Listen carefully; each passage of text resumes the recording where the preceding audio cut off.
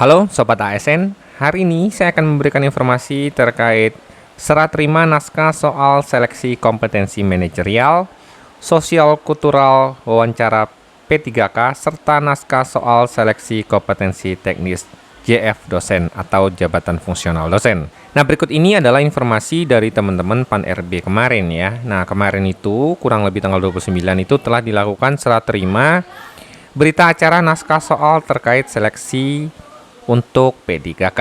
Nah, ini dilaksanakan di kantor Kementerian Pan RB ya di Jakarta kemarin. Naskah soal diterima secara simbolis. Deputi Bidang SDM Aparatur Kementerian Pendayagunaan Aparatur Negara dan Reformasi Birokrasi, Alek Deni, dan Sekretaris Jenderal Kementerian Pendidikan, Kebudayaan Riset dan Teknologi, Bu Soeharti di Jakarta Senin kemarin. Dalam hal ini, Kemendikbudristek tidak hanya bertindak sebagai bagian dari Panselnas, tetapi juga sebagai instansi pembina jabatan fungsional dosen. Alek yang mewakili Panselnas mengungkapkan di dalam pengadaan ASN, Panselnas selalu berkontemplasi demi perbaikan pengadaan ASN dan transformasi SDM aparatur secara menyeluruh. Panselnas terbuka terhadap berbagai masukan agar transformasi ini tidak dicederai oleh kejadian yang tidak diharapkan. Naskah soal yang telah diserahkan akan digunakan dalam seleksi kompetensi P3K tahun ini.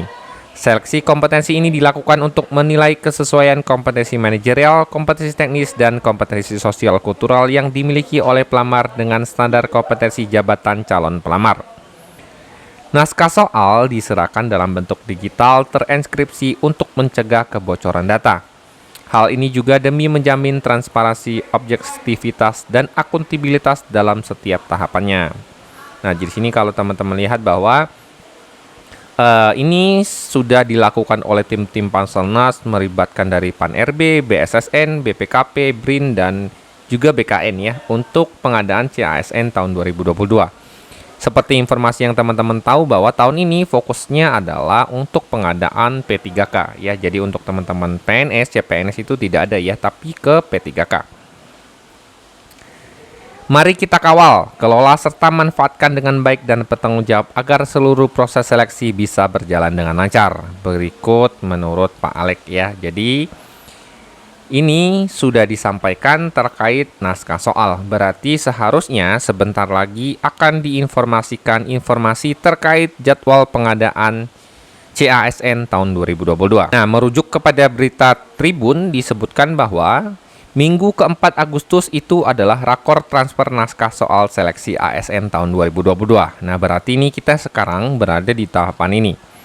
Kemudian ada di minggu pertama September 2022 itu rakor pengadaan ASN tahun 2022, penyerahan Kepmen tentang penetapan kebutuhan ASN kepada seluruh instansi pemerintah. Kemudian kalau teman-teman lihat di minggu ketiga dan 4 September 2022 yaitu pembukaan pendaftaran seleksi CASN.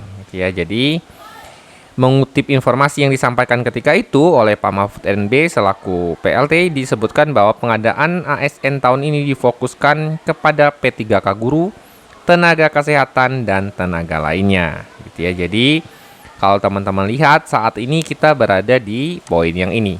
Berarti dalam waktu dekat, kurang lebih di bulan September itu akan ada informasi terkait pendaftaran CASN. Semoga informasi ini bermanfaat. Salam Sobat ASN.